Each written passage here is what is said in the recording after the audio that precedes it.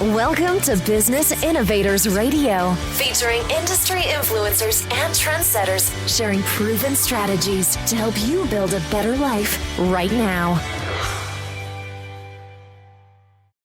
Good afternoon. This is Debbie Horovitch, and I'm so happy to have this afternoon my good friend over many, many years, Vicki Wilson Conley. I'm so happy to be able to finally catch up with her. We used to spend quite a bit of time together on Google Plus Hangouts on Air a couple of years ago as I was developing my program and she was developing her skills with Hangouts on Air. And in recent years, she's been doing something really super interesting. And this is why I wanted to talk to her today. Vicki has been working on the set of The Marijuana Show, which is, I'm going to have her tell you exactly what it is, but it's a really exciting new television production and business show. And I'm so excited to talk to her today. She's got so much great information in her head and her experience. The fact is, before she started doing Hangouts, she has 13 years experience as an eBay seller. She's been selling on Amazon for the last couple of years. And I'm always in amazement of the things that Vicki is doing in her life, what I see on her Facebook channel and things like that. I'm always in amazement of where her eBay and Amazon businesses take her in the world. So between that and this new work on The Marijuana Show, I'm really excited to have her here with me today. So Vicki, thank you so much for taking the time. I'm happy to have you here. Well, thank you, Debbie. I'm honored to be a guest on your show. Thank you. So tell people, let's first, since I let the cat out of the bag and talked about the name of the show, The Marijuana Show, why don't you just really briefly, before you tell us about yourself, tell us exactly what The Marijuana Show is. Sure. The Marijuana Show is coined as the Shark Tank Meets the Apprentice for the Gangapreneur. Perfect. So it is a business show. It's a television show just like Shark Tank or Dragon's Den if you're in Canada, and it's for marijuana-based businesses. There's lots of legalized marijuana businesses that are happening across North America. Many states are making marijuana a legal. Something legal to use. And so, yeah, and it's not necessarily marijuana. It's also cannabis, CBD oil, hemp, any product that's in the cannabis industry.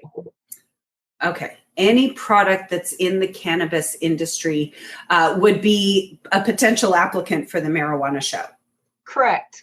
Awesome. And there's lots of, so would that include any hemp business or just marijuana businesses? Yes. Nope. Hemp would be included also. Oh my goodness. So even my friend Michael, who makes hemp milk, could potentially, if he has a good business plan? Yes, he could. Yeah. Oh, that's awesome. I'll have to tell him. Just this past weekend during filming of Season 2, one of the contestants had a car made out of hemp. Oh, very interesting. Little sports car. Yeah. Oh, fascinating. So I'll ask you to tell us some more of those stories in a minute, but can you tell the listening audience, really why it is that, how you came to be on the show, why you're so proud of being on the show? Okay, well, the producers of the show are Wendy Robbins and Karen Paul, and I've become friends with both of them through social media over the last 5 or 6 years or so. And I heard that they were going to be filming a show in Denver, and I live about an hour away. So I contacted them and said, what's the show? I want to meet you guys. When are you going to be here? I'll do anything. Put me to work. And so that's when I found out the show was going to be called The Marijuana Show. They had just thought about it 3 weeks earlier. So everything came together in 3 weeks. They had auditions in Denver. Last fall, there were over 200 people that showed up just on word of mouth, spreading the word through social media. They whittled it down to about 10 or 11 contestants. And those episodes can be watched. The first 13 or 14 episodes can be watched at themarijuanashow.com. And we haven't completed all of season 1 yet, editing and producing. Okay. Okay. So I want you to tell your story. Tell me why it's important to you. Yes. The reason why that was the main reason I initially got involved, but the subject goes a lot deeper to me. In March of 2013, my husband was diagnosed with 4th-stage GBM brain cancer, and he chose to use Western traditional medicine for treatment, as well as going with a trial drug, which by doing the trial drug, he could only follow protocol, which, marijuana was not part of that protocol. And he had never indulged anyway. He had a job where they did random drug testing. And if he would have had it in his system, he was worried that he might lose his medical benefits. So that was an issue for him. And that led to his decision also. And once they told him that there was nothing more that they could do, then he did try the medical marijuana at that point, but it was too little, too late. And we lost him in about 6 weeks after that. So one of the purposes of the show is to educate the public on the powers of the plant and what it can do for people as far as healing, as far as making those that are on chemo that have really bad side effects with the drugs that are out there. It can help with the nausea. It can help with the seizures. Mike was subject to seizures, and he was on some really nasty medicine for that. And I feel that he would have been in a lot better shape, and may have even lasted a little longer had he had that more available for him. Right. So being on the show gives you a way to express that need to educate people and help remove the stigma and help make it legal and more available, so that people like Mike would have it more, not have such a difficult decision. Right. And you have that stigma in your head too, because it's always been legal or illegal, for most of our years growing up, and it just, people think it's a bad thing. And absolutely. It's astounding with how many people partake, how the stigma still exists. Yeah. So the show is to just educate the public that there's more to it than just getting high, though that is, a nice side effect. It's a fantastic side effect. So tell us, how was it that you got hired on the show, really briefly? Well, I originally volunteered, and of course the girls took advantage of that, and I had a ball. So it was so much fun, meeting all the contestants, and we spent a lot of time together on the set because production seems to take 10 times longer than anybody thinks it would. But so there must have been some good networking then on set. Yeah, that's what I was going to say. There was lots of deals happening in the parking lot. It was crazy. So, and I was hearing this, little bits and pieces from, everyone's stories of what they had. And then I was making connections with people. It's like, oh my goodness, you need to meet this person. And I love doing things like that. So I felt I brought value to the set in that way also, in the different connections that were made. So Definitely. I'm sure everyone involved with the production has that same sort of experience. Like if they're open to it, if they're aware of the value of networking, that I'm sure that it was a great opportunity for everybody. Now, I know that because we talked a little bit about the stigma that exists around pot and the history of it. There's some really big name people who are supporters of the marijuana show, and you've only just finished filming the second season. Can you talk a little bit about some of the stories, but really I want to hear about who are the big supporters of the show.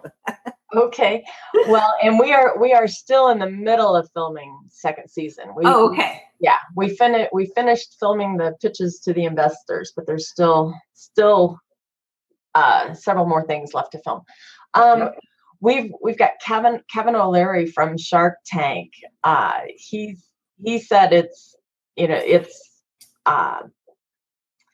high time. Oh, that wasn't Kevin that said that. It's high time that there was a Shark Tank for pot. That was Jane Wells from CNBC.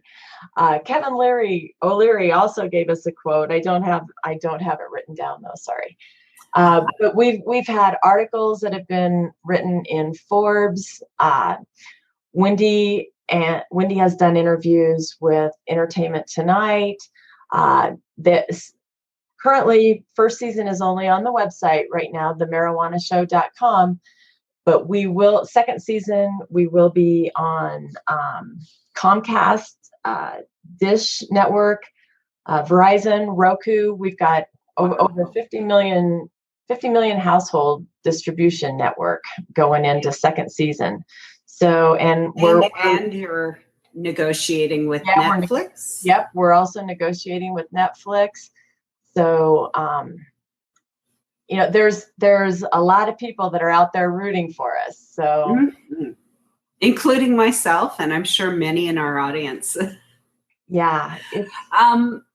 Now, I know that I don't really know Wendy and Karen too well, but I know that they as well are quite experienced. It's not like they're new to business or new to what they're doing. They're both sharks, qualified sharks in their own right. Yes. Correct? Yes, they are. Wendy has won 2 Emmy Awards. She co-starred with Kelly Ripa in the TV series called Homemade Millionaire. She also is the co-inventor of the Tingler head massager that did 10 million in sales. So, and Karen, she's done online marketing and sales for over 20 years. She's the former VP of sales at Snapfish, and she helped that company get acquired by HP for $300 million. So Karen is the marketing genius behind the show, and Wendy is the producer. And what they are doing, they are really making magic happen. It is just awesome. Okay, so tell us a little bit about that magic. Do you have some special stories that you can share? Yeah. And this kind of goes into, I'm going to be giving away one of my tips for the future. So is that okay? Yeah, for sure. Okay. One of my tips on anyone that's interested in applying for the show, one is to, you know what, let's just do the tips right now. Okay? Yeah, let's go into the tips and tell the stories. First off, you go to themarijuanashow.com and check it out so you know what you're in for, and you have a business plan together. Make sure that you've complied with all the licensing for your state, especially if you're dealing with the bud itself. Make sure that you're in a state that's legal and all your I's are dotted and T's are crossed. And the last thing is to think bigger. We had a contestant come in. He was the first contestant, and he came in with a fairly, what he thought was a large dollar amount. He was asking for $60,000 so he could grow his business for 10% equity. and he's in the beginning stages of revenue. He wasn't entirely pre-revenue, but he'd only been doing this for a couple months. Mm-hmm. And so he was turned down by the sharks, mainly because the investment was such a low dollar amount. They really didn't think that he could do a lot with just asking for $60,000. Right. That it would be much of a return for them.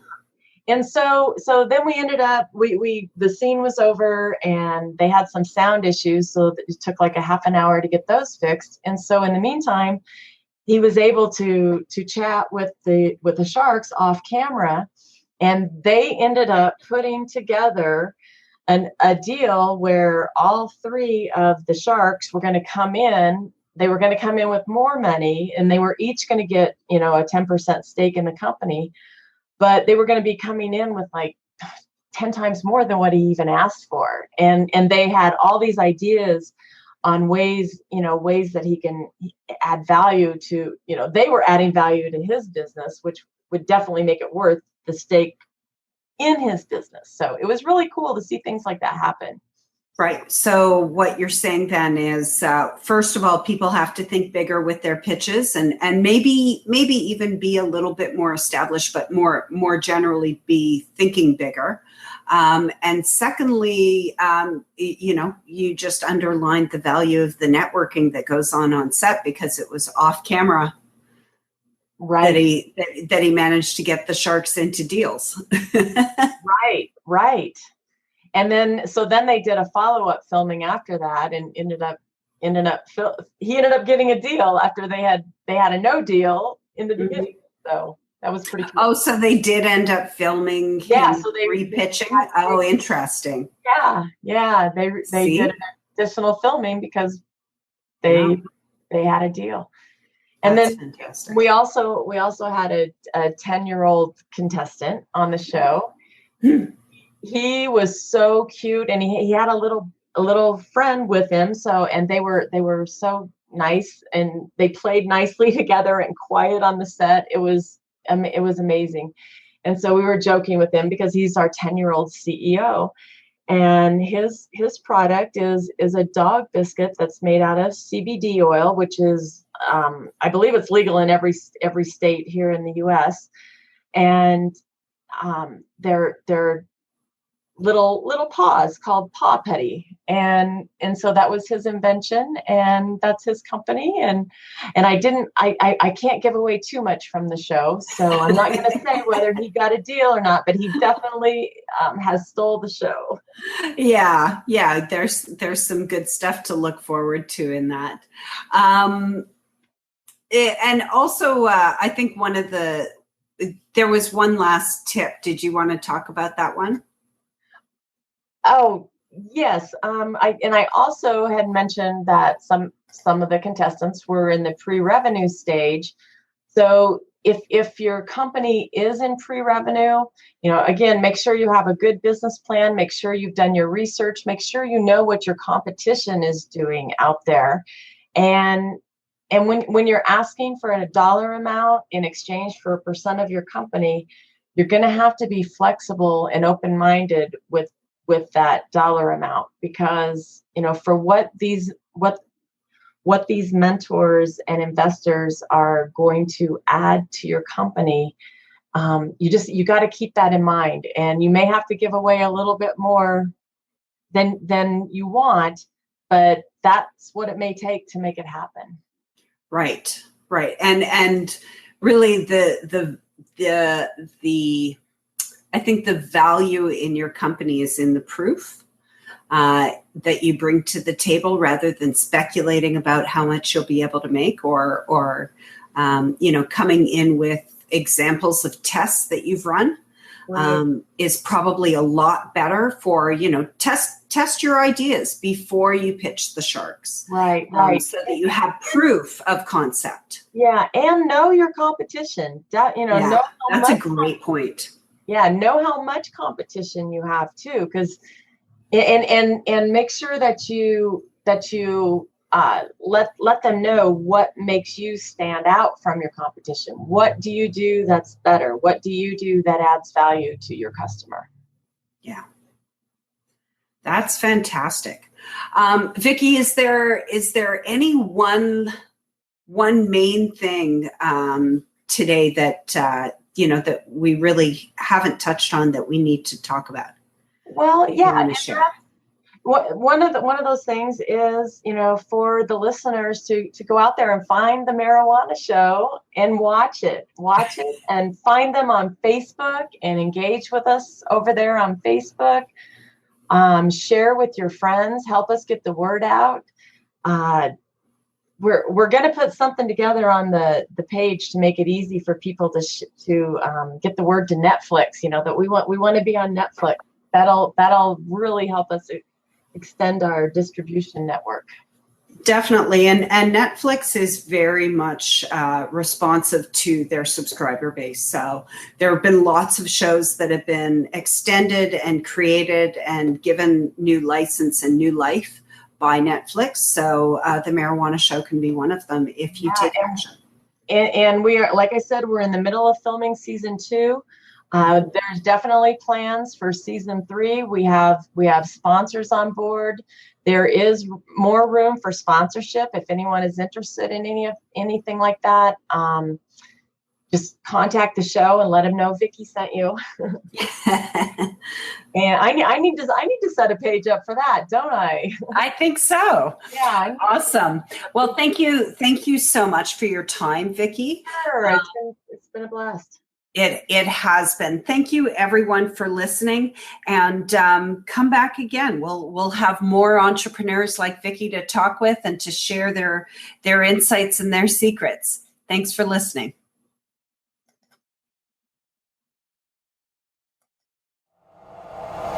Thanks for listening to Business Innovators Radio. To hear all episodes featuring leading industry influencers and trendsetters, visit us online at businessinnovatorsradio.com today.